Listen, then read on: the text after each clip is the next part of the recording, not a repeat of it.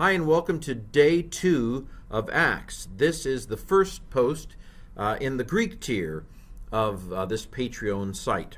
So let's start first by pronouncing the Greek of Acts 1:2 using the Erasmian pronunciation. So we have, see if you can do it yourself before I do it. Akri, heis, hemeros, entelamenos, tois, apostolos, dia, pneumatos, hagiou, hous, exalexato, analemphte. Now I'm pronouncing the omicrons O. Some people pronounce them A. Even I've pronounced them A in class. So it would be something like apostolos. You say O, I say A. Let's call the whole thing off. So there's a pronunciation, a little bit of the Greek. Now, so we've done our pronunciation. What's a quick translation? Using our bouncing cursor. So the first verse says something like that. In my former book, O Theophilus, I wrote about all the things that Jesus began to do and to teach. And now we begin with verse 2. Until the day that, having commanded the apostles through the Holy Spirit, whom he chose, he was taken up. As we might expect of a sophisticated Greek author like the author of Acts, it's not in the order we want it to be in English. So the order is something like, until the day that he was taken up. It's like like you put a parenthesis around entelamenos all the way to exalexato. This middle bit here gets in the way of what we need to know in English, which is until the day that, and then analemphte, until the day when he was taken up. And so this is a participial clause that is telling us the conditions. In other words, it happened after. Probably this is a temporal participle. And we would say, until the day that he was taken up, after he had commanded, or after having commanded, or having commanded the apostles through the Holy Spirit. Which apostles? Even this isn't in the right order. The apostles that he chose. It's not he chose. I don't think it's he chose through the Holy Spirit. I think it's having commanded through the Holy Spirit the apostles whom he chose. So the word order is just completely messed up from what we would want it to be in English. Thank you, Luke, or whoever the author of Acts is. Okay, so here's an interlinear, just to go into a little bit more detail. So until which day, again, that doesn't make good English. Until the day that is better English. Having himself commanded, as we'll see in a second, this is middle. Having himself commanded the apostles through the Holy Spirit, which he chose, he was taken up. So again, a little messed up from an English perspective, but hey, it's Greek. They can do what they want. Okay, so there's the interlinear. Let's look at the parsing now. So the akri introduces a kind of temporal clause and a temporal relative clause, really, because heis, a noun ending without a word is usually a relative pronoun. There are several relative pronouns here. Heis, and then here's another one, hous. Hous and heis, relative pronouns, introduce a who clause, a that clause, a which clause. So until the day that, having commanded. Okay, now this is a tricky one. See if you can find anything about it. What can you find about it? Well, using my cliches, men are passive participles, or middle. This is actually middle, I would say. But men are passive is more memorable. So it's a middle participle, I know, because of the men.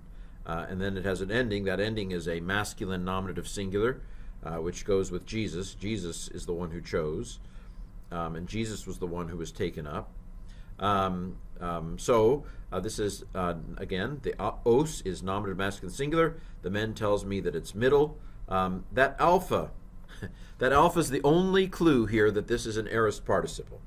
Why isn't there a sigma? Shouldn't there be a sigma alpha? It's aorist. Well, this is a liquid verb. Liquid verbs have it in their contract. They don't do sigmas. And so the sigma the sigma tried to get on the set, but the liquid verb wouldn't let it. It doesn't have an augment because it's a participle. Participles don't have augments. So this is an aorist middle participle, nominative masculine singular from entello. I should have looked this up. What word is it? Entello. Maybe it's entellomai, in which case it would be deponent. Should have looked that up. Anyway, entello, to command. So, dative masculine plural, the apostles. Through the Holy Spirit, dia is a preposition. Holy Spirit here is genitive masculine singular. This is a ma noun that, unlike my ma, is neuter. So this is, what did I say? Genitive neuter. It's genitive neuter singular.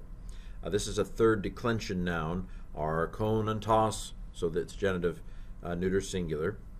This is a relative pronoun. It's accusative masculine plural because he chose them, and so whom he chose is going to be accusative.